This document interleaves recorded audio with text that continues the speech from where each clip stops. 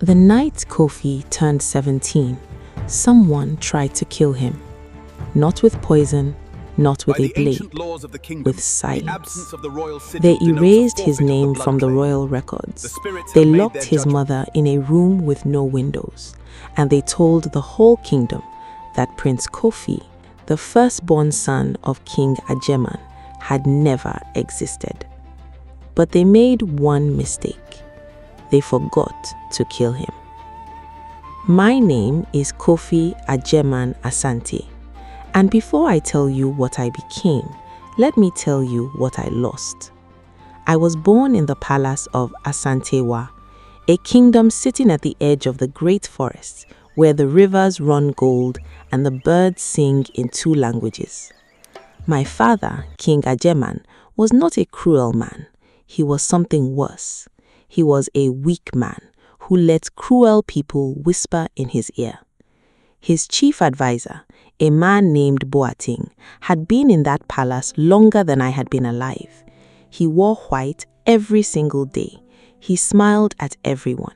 He laughed the loudest at the king's jokes, and he hated me with a hatred so deep and so old I never fully understood until the day I ran for my life into the forest.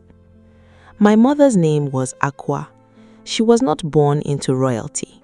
She was a woman my father fell in love with before he became king, before the palace, before the advisors, before the politics. She was a weaver.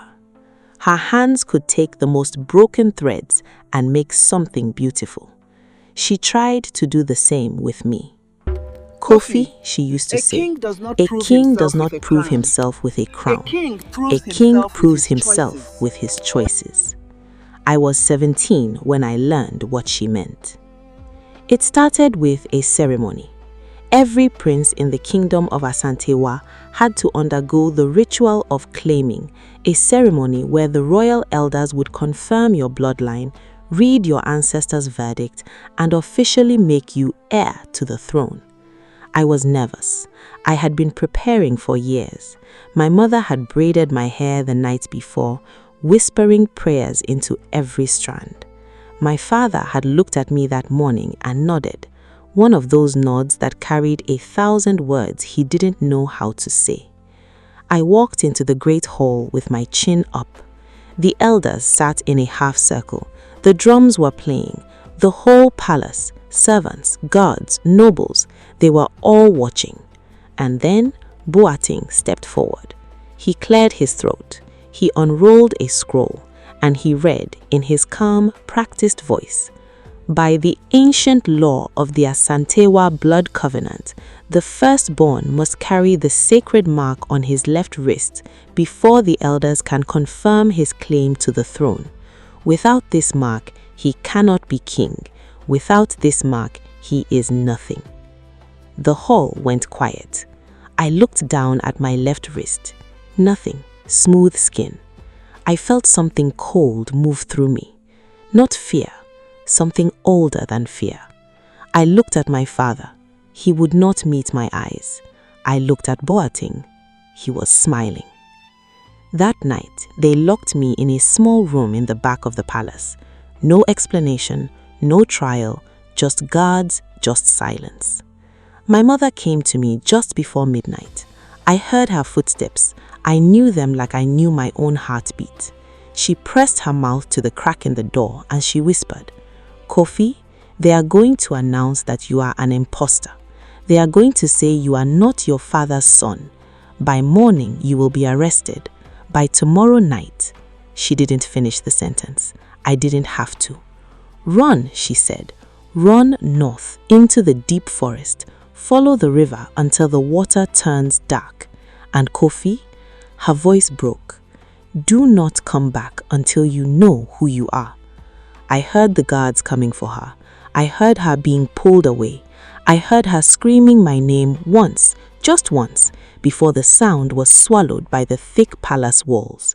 And I ran. I ran through the palace garden, over the back wall, through the narrow market streets where dogs barked at shadows. I ran until the city lights disappeared behind me and there was nothing ahead of me but darkness and trees. The great forest of Asantewa is not like other forests.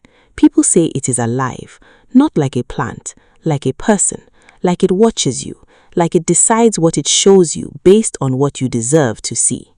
That night, I stopped thinking it was poetry.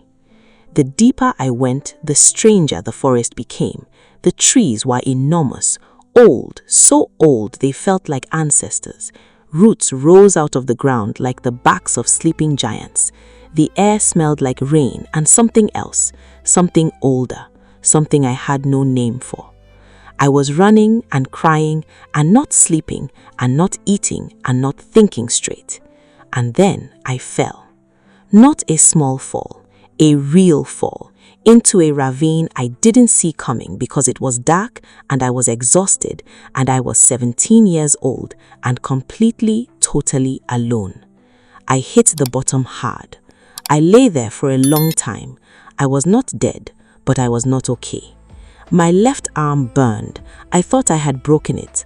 I looked down in the darkness, expecting to see bone. Instead, I saw light. It was faint at first, just a glow, just warmth beneath my skin, the way sunlight looks through closed fingers. But it grew, and it grew, and it took the shape of something I recognized, a pattern my mother had drawn on paper once and showed me when I was a small child. A pattern she said was ancient, a pattern she said I would understand one day. The mark. It was burning itself into my left wrist, not like a wound, like a sunrise, like something that had always been there, waiting for the right moment to appear.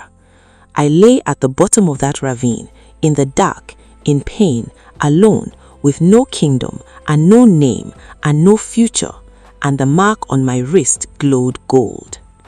A voice spoke, not from the trees, not from the sky, from inside me. It was old and deep, and it sounded like my grandfather, who died before I was born, whom I had only ever seen in paintings.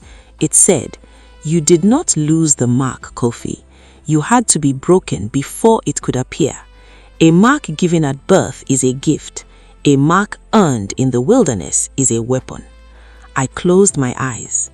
When I opened them, the forest looked different, not smaller, not less frightening, but familiar, like a place I had been before in a dream I couldn't quite remember.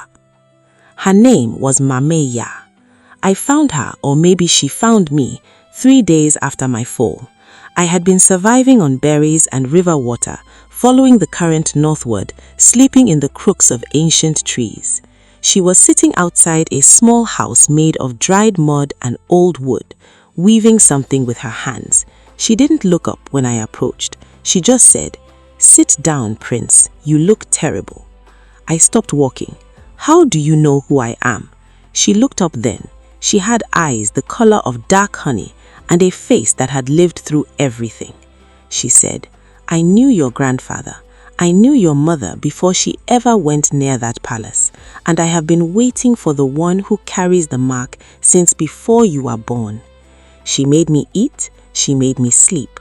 For 4 days, she said nothing important, just gave me food and rest and silence. On the 5th day, she sat across from me and looked at my wrist. The mark had fully formed by then. It was extraordinary. A circle of geometric patterns interlocking like puzzle pieces, with a small symbol at the center that looked like a bird mid-flight. "The Sankofa bird," she said. "It means, go back and fetch it. Go back to what was lost. You cannot move forward without first collecting what was left behind." "What was left behind?" I asked. "Your identity," she said. "Your truth, the history they tried to hide."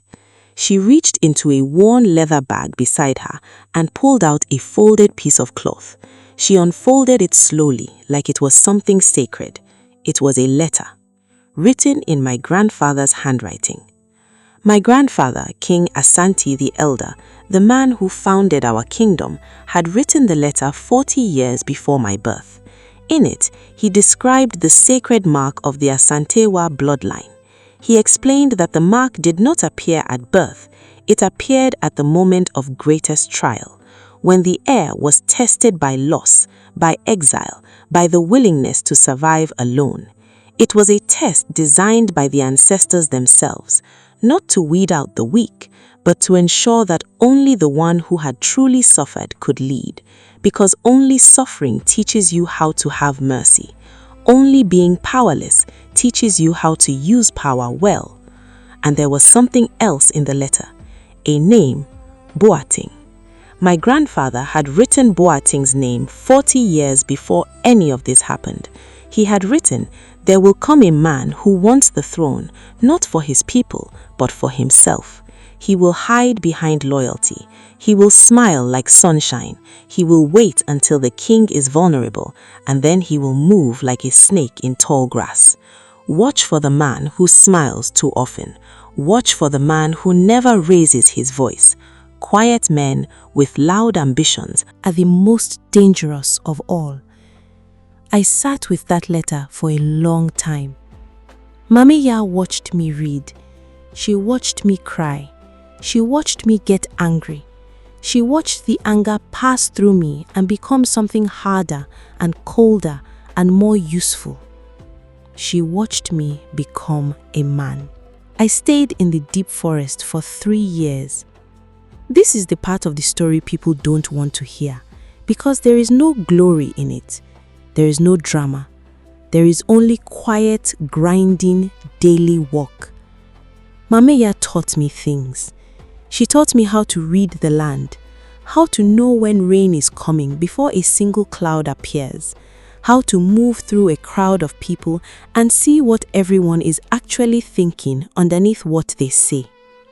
She taught me to weave. That might sound strange, but she said it was important. Weaving is governance, she said. You take many separate threads, each one weak alone, and you bring them together correctly, and they become something no single thread could ever be. I thought of my mother when she said that. I wrote her name in the soil every night before I slept. Akua, Akua, Akua. I did not know if she was alive. I did not know if I would ever see her again. That not knowing was the hardest thing I have ever carried. Heavier than hunger, heavier than cold, heavier than fear. In my second year in the wilderness, I met a young man named Kweku. He was running too, though from smaller trouble: debt, a bad business deal, a family dispute.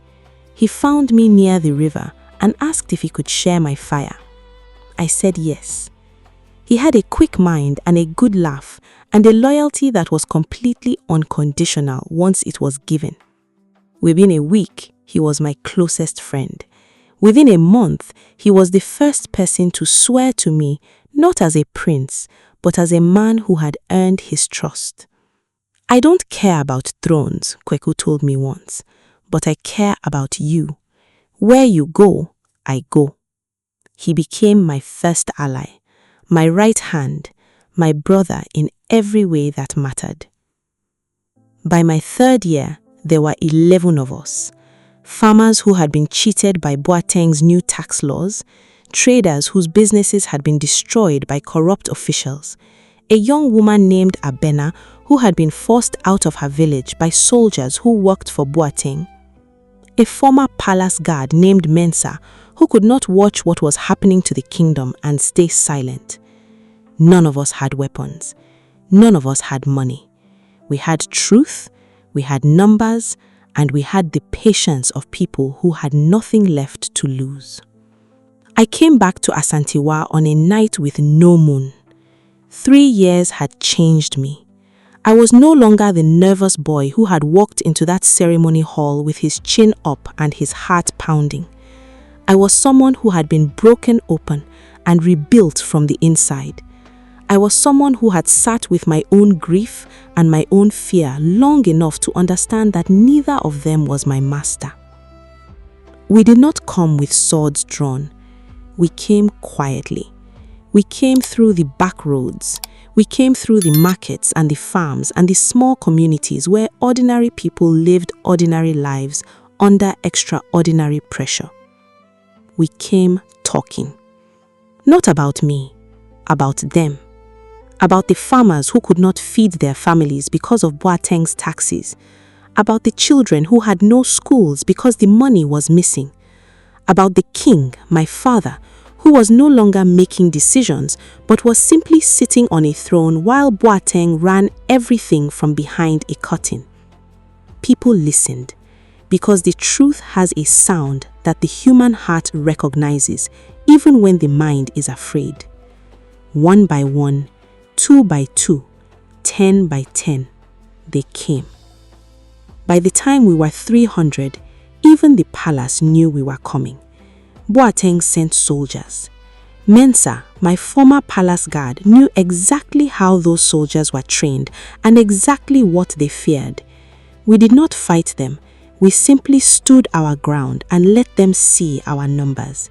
We let them see the mark on my wrist glowing in the torchlight, and we let the oldest soldiers remember what their grandparents had told them about the sacred mark of the Asantewa bloodline. They lowered their weapons. Not all of them, but enough. I walked into the throne room alone. I had specifically asked everyone to wait outside. This moment was mine. It had always been mine. My father was sitting on the throne. He looked older, smaller, like a man who had been carrying something heavy for a long time and had forgotten what it felt like to put it down. Boateng was standing at his right side, as always. When he saw me, his face did something complicated. Fear passed through it first, then something I recognized as calculation, the look of a man running numbers, deciding angles, measuring options. Then he smiled. That old, warm, practiced smile. "Coffee," he said. "Welcome back. We have been worried about you." I said nothing. I walked to the center of the room and I stood there and I let him look at my wrist. The mark. Boateng's smile disappeared. What happened next is the part I still think about on quiet nights. My father stood up, slowly, with the effort of a man who had been sitting too long in every sense of the word. He walked down from the throne, 3 steps, and he stood in front of me. His eyes were wet. "Kofi," he said. Just my name, nothing else. And I understood something in that moment that Mameya had tried to explain, and I had half understood. I understood it completely now. The enemy was never just Boateng. The enemy was silence. The enemy was the comfortable choice, the choice my father made every time he let Boateng speak for him. The choice to avoid conflict and call it peace. The choice to let a powerful man whisper and a weak man nod and tell himself it was governance. My father was not an evil man. He was a man who slowly, quietly, choice by choice, gave away every piece of himself until there was nothing left but a crown with no king inside it. "I know what you want to say," I told him. "I don't need you to say it." Because I had spent 3 years in the wilderness learning the difference between justice and revenge. And I knew in my bones that breaking my father would not heal the kingdom. I turned to Boateng. I said to him, "I know about the money you have stolen. I know about the traders you destroyed. I know about the lies you told my father about my mother. I know about the people you displaced from their villages to mine the gold that you sold without the kingdom's knowledge. I have witnesses, I have records, I have names." I placed Mameya's letter round between us. And I have a letter from my grandfather that describes you so precisely, written 40 years before you ever took power, that when I read it in the forest, I laughed, because you thought you were original. You thought you were exceptional, but my grandfather saw you coming. He saw you and all the ones like you, and he left a mark in his bloodline specifically to stop you. Boateng said nothing. His mouth was open. His composure, that beautiful, practiced, unshakable composure, was gone. "The mark is real," I said quietly, "and I am here." When the royal elders were gathered, and the records were examined, and Boateng's crimes were brought to light, all of it. One of the oldest elders, a woman named Nana Esi, who had been in the palace longer than anyone, asked to speak. She stood up and she said, "Before we judge Boateng, you must know who Boateng is." We all went quiet. She said, 50 years ago, there was a young man who was brought to this palace as a servant. His mother was a great weaver who had died of sickness. His father was unknown. He was given no name of his own when he arrived. They simply called him Boy. He taught himself to read by secretly looking over the scholars' shoulders. He taught himself statecraft by listening at closed doors. He built himself from nothing, with nothing, in a palace that saw him as furniture. She paused. His name, the name his mother gave him before she died, was Kwame, but no one in the palace called him that. Something shifted in the room. She continued, "He was never given credit, never given title, never given power, despite being more capable than every man around him. And so, in a choice that was wrong, that I am not defending, that caused real suffering to real people, he decided to take what was never offered." The room was completely silent. Nana Esi looked at me. "I am not asking for his freedom, Prince. I am asking you to understand what you are looking at, because if you cannot understand how a man becomes what Boateng became, if you cannot look at his history and see the warning in it for your own kingdom, then you will simply produce the next Boateng and the next and the next." I have thought about that moment every day since, because she was right. Boateng's crimes were real. The suffering he caused was real, and he had to answer for it. Real consequences, real accountability, real justice.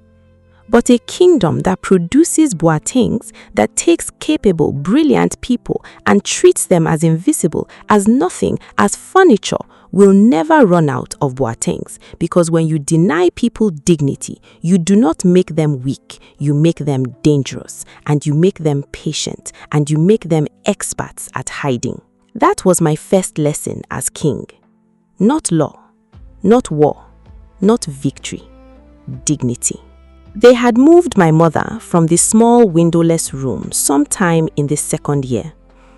When I reached her, through the back channels of the palace, guided by servants who still remembered her kindness, she was in a small house at the edge of the palace grounds, allowed to live, not allowed to leave. I stood outside the door for a long time. I was afraid, not of what I would find, but of what she would see in me. 3 years had changed me. I did not know if the change was visible. I did not know if she would still recognize the sun she had pushed through a cracked door into the night.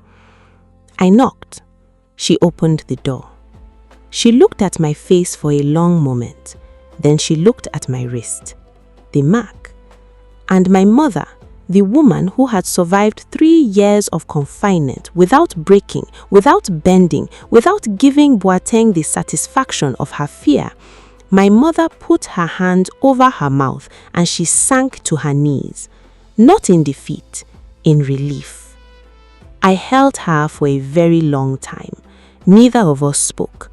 Words were not available to us in that moment. We were speaking a language older than words, the language of a mother and a child who have found each other after believing in the dark hours that they might never do so again.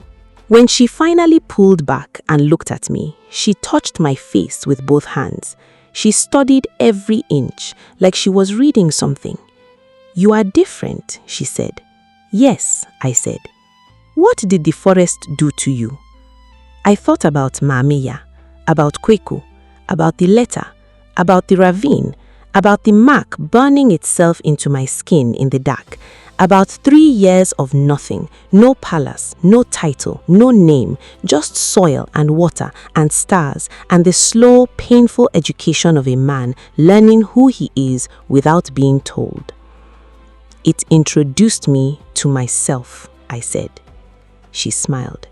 That, she said, is exactly what it was supposed to do.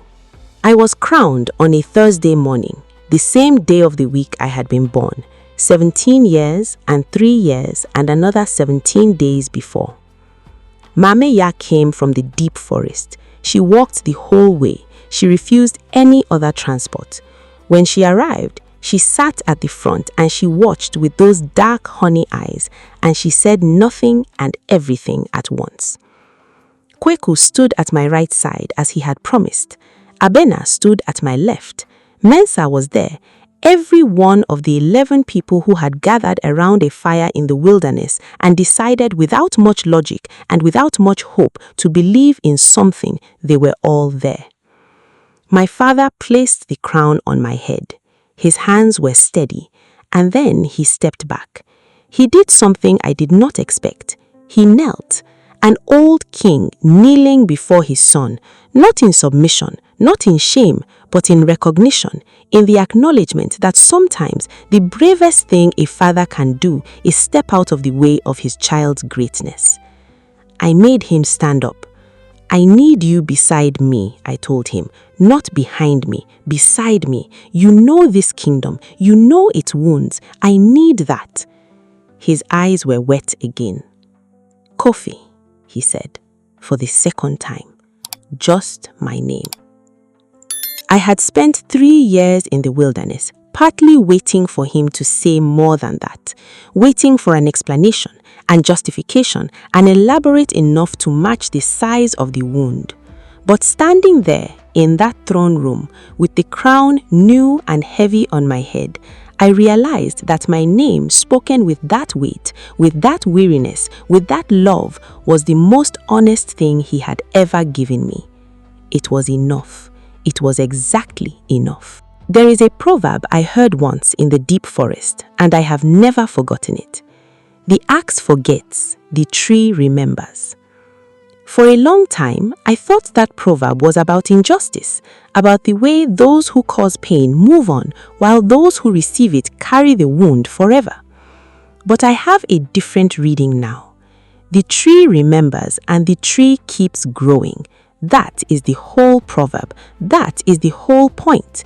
The tree does not forget. It incorporates the wound. It becomes wider and stranger and more textured because of where the axe landed. The wound becomes part of the grain becomes part of the pattern, and the pattern becomes the thing that makes that wood, that particular wood from that particular tree, irreplaceable. Boateng was punished. He spent the rest of his years rebuilding with his own hands some of what he had taken. No exile, no prison, work, real, concrete, humble, daily work, because I believed, and Nana Essie had shown me why, cage and exile were too easy, too clean, too simple. What heals a wound is not absence, it is presence. It is being made to see every day the thing you damaged and being made to contribute to its healing. Some people thought I was too lenient. Some people thought I was wise. I was just a boy who grew up, a boy who ran into a forest with nothing and came out with everything that mattered, a boy whose mark didn't appear when he was safe and comfortable and surrounded by palace walls. It appeared when he was broken, when he was alone, when he had lost everything he thought defined him and discovered that none of those things had ever been who he was. My mother wore me a cloth the week after my coronation.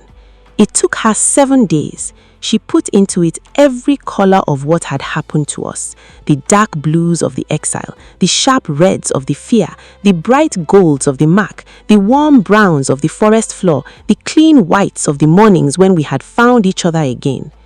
She draped it over my shoulders on the 8th morning and she said, "A king is made of what he has survived. Do not let them dress you in anything else." I wear that cloth at every court session, every single one, so that when people come before me with their pain, their disputes, their losses, their fears, their impossible choices, I am wearing the evidence that I have been where they are, that I have been nothing, that I have been afraid, that I have been alone in the dark with a wound on my wrist and no one watching. And I survived. Not because the mark was magic, not because the ancestors intervened, but because I chose in the darkest moment to get up off the floor and keep going. That is the only real power there is, the power to get up. They tried to erase him. They locked his mother away. They stole his name from the records. They sent him into the wilderness with nothing, no crown, no title, no proof. But they forgot one thing. The wilderness doesn't break the real ones. It builds them. It finds the mark that comfort could never reveal, and it sends them back, changed, ready, unstoppable.